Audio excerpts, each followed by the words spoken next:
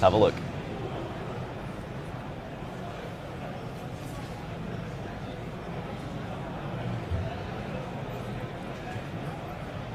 Michael Broadbent has been in the game for a while now. I think I remember playing him at some point in a very early national championship many moons ago. He's definitely a face I recognize. Yeah, it's been a long time when you're this much of a veteran. So don't count him out just yet, despite the fact that he is, of course, playing against the penultimate plant duelist that is Jessica. And here is a all-important dice roll. Did you catch who won that? I thought it was Jessica. I thought she swung 11, but I might have missed that. It's quite difficult to see on the camera. Jessica is the ultimate plant duelist. She's the last one left. Literally, yeah. And ultimate is second last. Oh, do I just not know English? Maybe. I thought it was like the peak. Never mind. Okay, I don't know words. Anyway, apologies for the deck error on screen there. It is indeed Rika, or Sun Avalon, or Plant, or however you'd like to describe this deck. So not Pearly. But yeah, she's starting off with Princess. Or is that Petal? It must be Petal, right? Because she's going into her deck. Yeah. Princess does not have an effect that lets you search. So this is not the start that you want in the Rika deck. Normally you want to start with access to your Sunseed. But in this case, yeah, and I think normally you're either normal summoning the Sunseed or activating Unexpected Die to special summon it from the deck. But if you've summoned a monster, then you can't normal summon the Sunseed and you can't activate Unexpected Die anymore, so that probably means neither of those cards are present in Jess's hand. So she'll have to go a bit off-piste, which I'm sure she's well capable of doing. In terms of the technical play and the lines and combos and stuff, she's genuinely like extremely well versed in this. You know, I had a small conversation with her this weekend, and yeah, it's just a complete fountain of knowledge of this deck. Some people just seem to like pick up a certain deck and they build this attachment to it, and they just learn it in every shape and form and facet. It's unbelievable just the level that people will dedicate to a specific archetype. So it's absolutely incredible to see it, you know, get rewarded, right? Like, you know, it rewards you for all that time, effort, and practice. Yeah, it's great when it's like a deck that you can keep going. It's flown a bit under the radar. Obviously saw a Forbidden and Limited list be announced, and none of the changes were targeted at the Rika deck that I could see. I had to restrain myself from bringing that up, but I did notice and I did think that I wanted to point out was like, hey, we just had the new announcement of the Forbidden Limited list, and there isn't any plant cards there. Everything gets weaker, and plant gets to fly under the radar. So I'm sure she'll be pleased about that. Oh, for sure. I mean, when you've got a deck that you really like and you really believe in, if other players aren't picking it up, it's not going to become popular. You're going to have an easier time because people aren't going to be prepared for it. So you're just kind of happy. It's a bit of a weak start here, as that Ash Blossom was extremely clutch on that Glamour there. So Jess going to have to set to and pass, it looks like.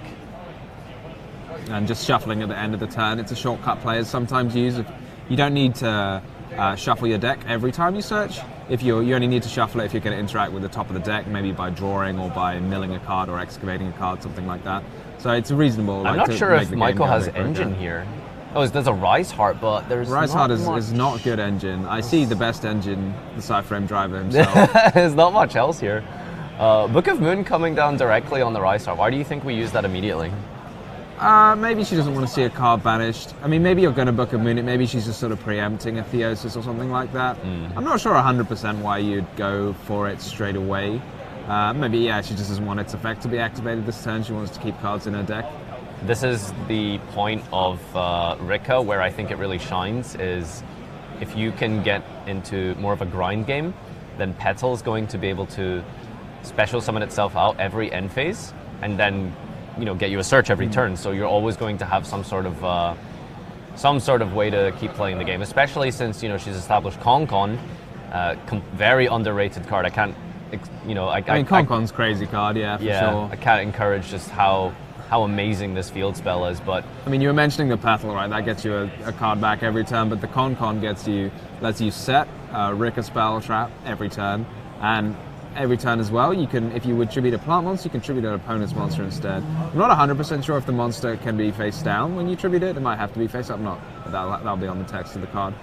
It will be on the text of the card. So. If it doesn't say face up, then you can tribute anything.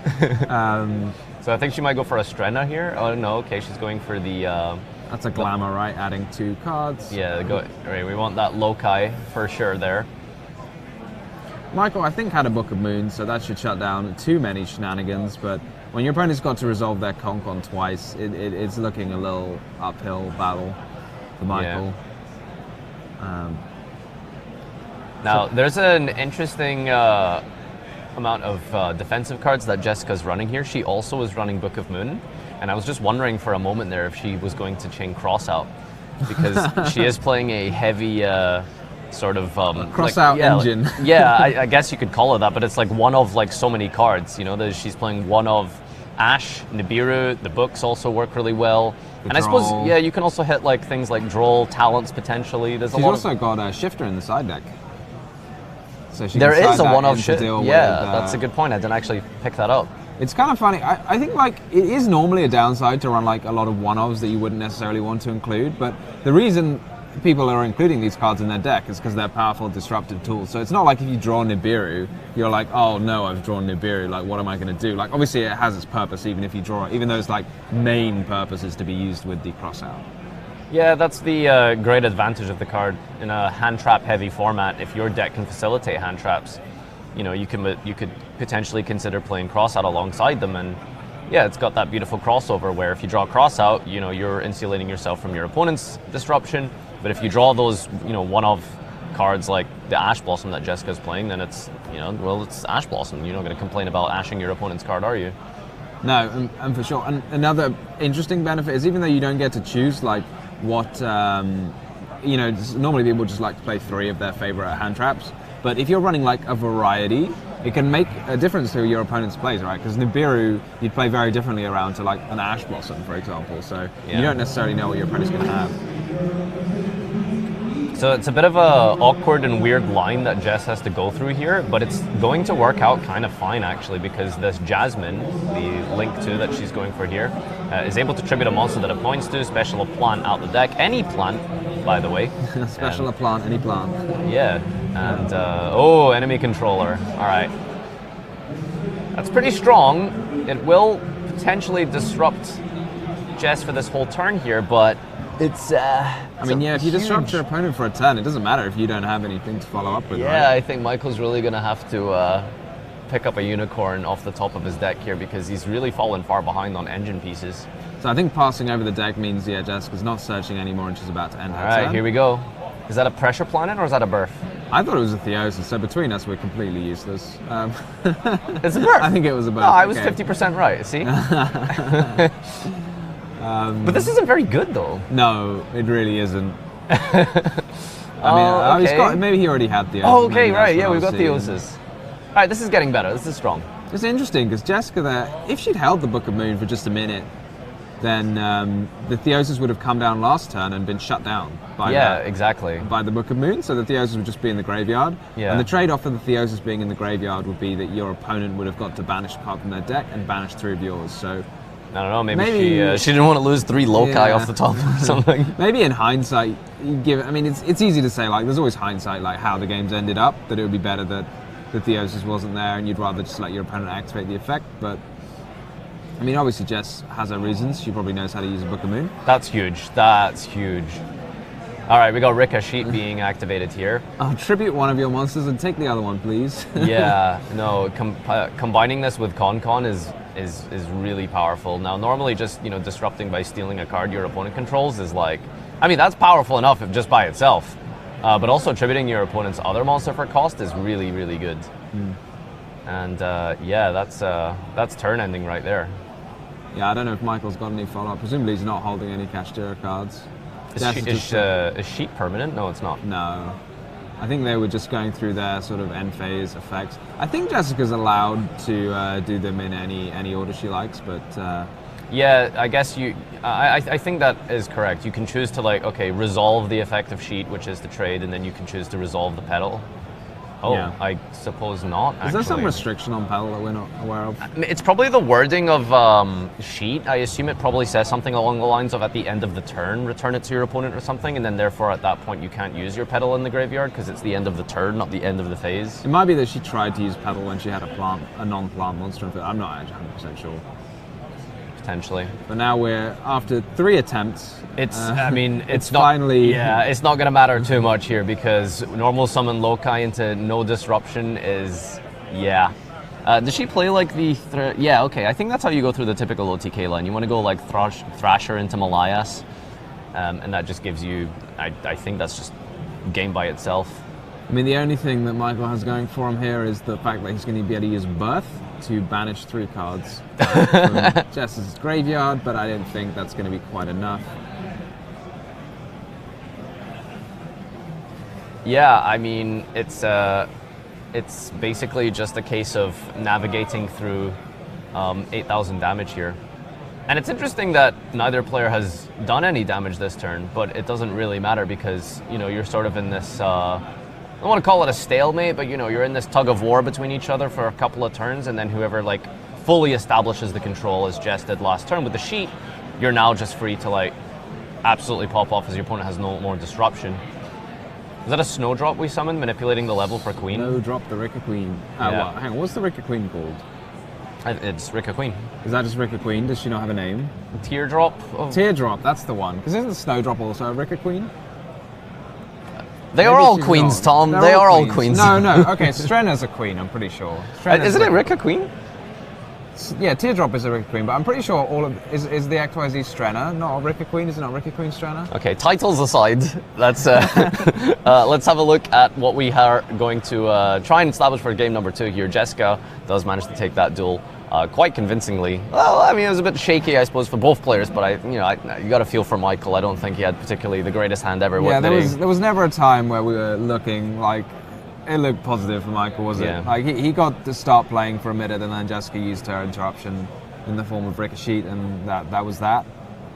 Yeah, I mean, sometimes you're this deep into Top Cut, you're really excited and happy to get raring to go, and I think one of the more frustrating aspects is at least if your hand didn't have a Psychic Soldier that rides on the current of lightnings, then it's upsetting, I think, but it's okay. It's game 1 and you get to pick yourself up, come back fresh for game 2, different mindset, You get to decide in those powerful going first cards, if you've got any, that is. I mean, I'm wondering if this anti-spell fragrance is there for that purpose when you go first. Not sure how powerful it is against Rika. I mean, it can't be bad, right? It shuts off. It's not terrible, but it does hit a lot of engine pieces. I mean, you just look at Jess's deck list here. It's we can see a picture in front of us, and there's a lot of green. Is it green? I'm colorblind. Spells are green. Are you actually? Right? Yeah. Oh, what color would you call spells? Well, people always get mad at me because I call it blue, and sometimes people are like, no, it's turquoise, it's teal. I don't know. I mean, I've heard people say green. Okay, what would you call a trap card? Purple. Okay, I call them purple. Okay, green, brown. Some people say pink. Yeah? I think it's technically magenta. Technically magenta. Anyway, our players are signing up here for game number 2, and this is going to be quite exciting because assuming you've let's say in your holster you've got X number of bricks per tournament. You have to mathematically divide them out at opportune times, right? So it's okay, I don't mind bricking in round 3 and then maybe 1 game in Top Cut, right? So for game number 2 and 3, I think if you were to math out the consistency of decks, I would probably put it in favor of Kashtira, right? It feels like it's a more consistent deck than Plants. Yeah, I mean that is not how it works. Just to be clear for everyone watching the stream, if you've bricked 1 game, it doesn't actually make a difference for the next game. I'm not going to ask you the math on the heart of As long as you shuffle your deck correctly.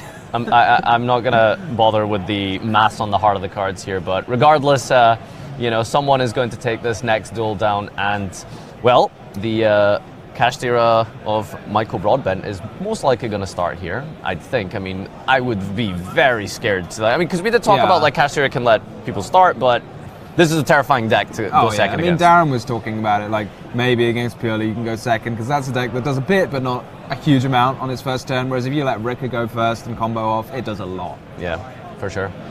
All right, I think there's a lot of tools here. It's a matchup that it's hard to say. I think statistically, obviously, Kashtira is more dominant. People play it more often for a reason, but maybe that's something to do with the fact that Rika is maybe more difficult. I mean, maybe a little bit more. Kashtira versus Rika as a whole, but Jessica versus Kashtira decks, she's undefeated. Oh, did we talk about that? I don't think we. We actually mentioned Jessica. Yeah, she's we said. She's she won Swiss. Technically hasn't lost a match all day. So yeah, I mean Michael's his record's nothing to sniff at. 11-1. I feel like more often than not, by the way, people like win Swiss and they just insta lose top cut. But then when you get in a position like Jess where you're in top 8 after winning Swiss, I feel like it starts to become a little bit of destiny at that stage. You know what I'm saying? I was wondering. I was just watching the plays there. Oh my lord! Michael has drawn it again. By the way, Michael point to Jessica to indicate that Jessica can go first? Oh god, no! There's no way! There's no way! He's looking confused. He's like, is this really... Did I go first? Did who went first here? Oh, maybe he just passed, actually. That's also a possibility. Yeah, because I'm looking at his hand. I think I see a Scare Claw. I see a Psychic Soldier. I don't see a lot of engine here. This is really frustrating. I mean, how many cards has Jessica got? That's a Cosmic Cyclone, an Econ, a Scare Claw. I actually don't think he had... Oh, there's a Gamma, I suppose. Okay, so it's not like... I don't think we're going to lose this turn, because Gamma will be enough to survive, maybe, potentially. I wasn't sure if he passed or if he chose to go second. I didn't see Jess draw. Actually, let's see if she can spread her hand out here. Maybe we can count the number of cards. I want to say... Okay, it's too hard to tell. I'm actually not sure who started this duel here. But yeah, we're going to go... Is that just right? Oh, that's not fair. You Gamma the first one and she just summons another. Wow, yeah, that just didn't do anything. Okay, Michael has Pot of Prosperity in his hand. 100% he must have let her start. Yeah. Unless you're holding Prosperity for next game. for next tournament. Yeah. Next year's Nationals. Yeah, so the reason why this was like basically just a -2 is that and it's a -2 because we got Gamma and Driver from the hand, by the way. Jess started with Unexpected Die with Specials Loci from the deck, and then summons the Link 1 Dryas, activates the effect, which is not once per turn. So when Gamma hits the Dryas, and you have a second Loci by normal summoning, you can go into Dryas again, and just do full combo. Do it again. Exactly. I was wondering whether there's a lot of cards nowadays, you can only use this effect once per turn, but Dryas not so much? Yeah, no, it is not once per turn. Okay. Yeah, that's some of the older like Sun Avalon combos. You would go down a path of like searching again from Dryas. It only searches when it's summoned into the extra monster zone, so you have to do some different lines historically. But you could add Shrine, which is a discard for cost to activate, and then it's just once per turn. You can reborn Loci from your graveyard. So I'm wondering how Jess is going to OTK here through 2 defense monsters. She went first, didn't she? Didn't we figure this out? Course, yeah. I'm all over the place right now. I'm just really excited. I love this deck so much. It's very hard, but it's really enjoyable. It's very satisfying to play. So this is a huge setup here, actually, just because the Loci is full combo. This is going to be everything. I wonder if we'll see as good of a field as we did in the last feature match for Plants yesterday. So taking a look at this extra deck, it's I think probably going to be Bengal Lancer, the Hypertrion, maybe potentially a Strenna into a Rika Queen plus Con for the sheet. I mean, this deck has just so much power and gas behind it. We'll just have to see what this ends on. And I'm feeling pretty bad for Michael here because I just don't know if that strategy paid off. It's a big risk, and sometimes you have to take risks, and unfortunately, sometimes I guess they don't work out. It does seem like it's probably something he'll have planned to do to go second. I don't think he's making this up now that if I play against Rick, I'll go second. He's probably tested it and decided this is the best course of action. But yeah, it can feel very bad when you tell your opponent they can go first and they say thank you very much. I'll do my full combo here. Oh, she hard drew Twin. That's why this was a little bit awkward. Okay, but because you summon it out with the Snowdrop, you can actually just use the effect on summon to bring back the Loci, and now manipulates the level to become level 4 for Strenna. So makes all of her plant monsters level 4 this time? Yeah. Yeah, so Twin's effect is when you special summon it off of the Sowing, you form a chain with the Dryas to special summon a monster from your extra deck. Is it when you take damage? Yeah, because sometimes Sowing does damage. Yeah, so Sowing deals damage, then instantly heals it, which is kind of strange of how that card works. I wonder what happens at 1,000 life points. Like, do you insta lose or does it gain? I don't know. But yeah, here's Strenna here going through the motions to establish her crazy end field that this is going to be really hard to crack here.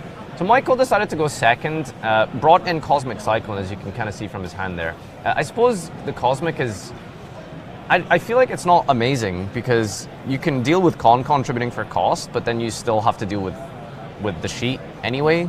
Yeah, it feels like you've got to have quite a lot go right for you, and the Cosmic's got to be like one of those pieces. You've got to kind of half interrupt your opponent so they end with a kind of subpar board, and then that can be like the final blow. Yeah. It might be the case that... Like if it was multiple destruction, like the Duster, for example, or like paired up with Lightning Storm instead of Cosmics, that would be like significantly stronger. I think maybe the Cosmic is played because, I mean, what's the advantage? Like Runic this format? I think sometimes you just have cards that you want to side out, so you just find something that's like, okay, and you're like, oh, I'll put that in then. You know, it's rather than anything like, it's not like something you really want, but you think this is better than, you know, you don't have to side in cards that are specifically for something, but if you say wanting to side out those enemy controllers, then you're looking for something to put in, then you could be Book of Moon. Cosmic Cyclone. There's not a lot of decks I feel like remaining recently that feel like Rikas on Avalon. You know, it's one of those sort of like all-in pure gas kind of decks that sets up like multiple disruptions. You know, I think like this format we've got. Samurai, I was going to say this format we've got Super Heavy Samurai. Probably not next week as much. But yeah, it's not really. I've always been a fan of these decks. You know, I like it. I don't like playing against it, but I think the mirror matches as well can be a little bit. Yeah, silly. they're a bit they're a bit frustrating. Depending on who goes first. Yeah, you know, big Adamantipator fan here personally. You know, love that deck. 10 out of 10. Yeah, there's Malayas for the Lokai getting the really amazing disruption of the Bengal Lancer. I mean, a bounce not the best thing against Kashtira. Potentially, yeah. They summon a monster, you bounce it, and then they just summon it again. Not a great monster to have, but, you know, pair it up with the Con, the Hypertrion, the Strenna floating into Teardrop, and the Sheet. You've got a pretty formidable field here. Yeah, you can't complain.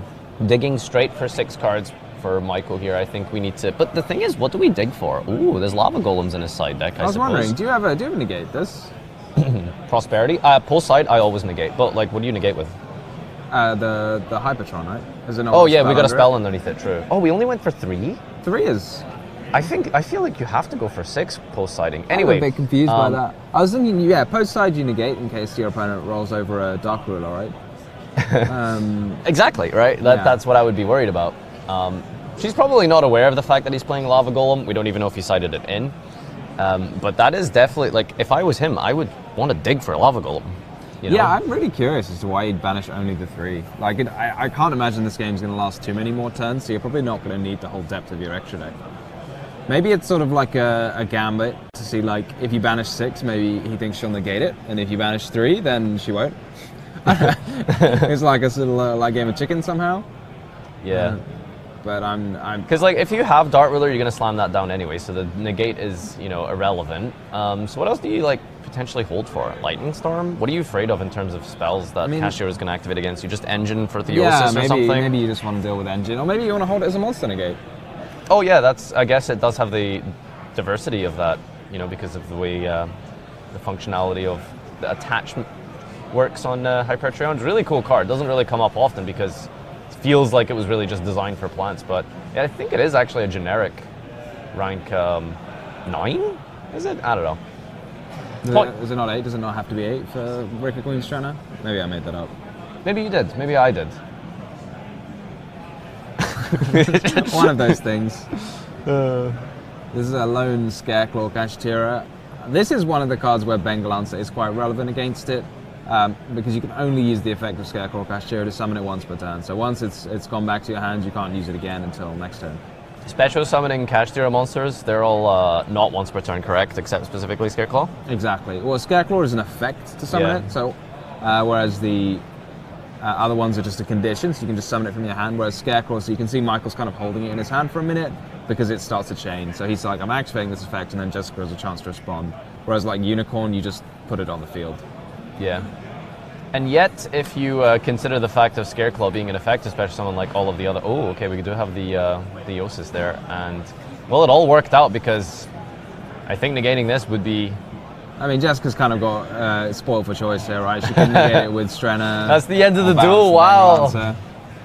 2-0 by Jess on Rikas on Avalon. Have these been hard games or what? Like, absolutely tearing it apart.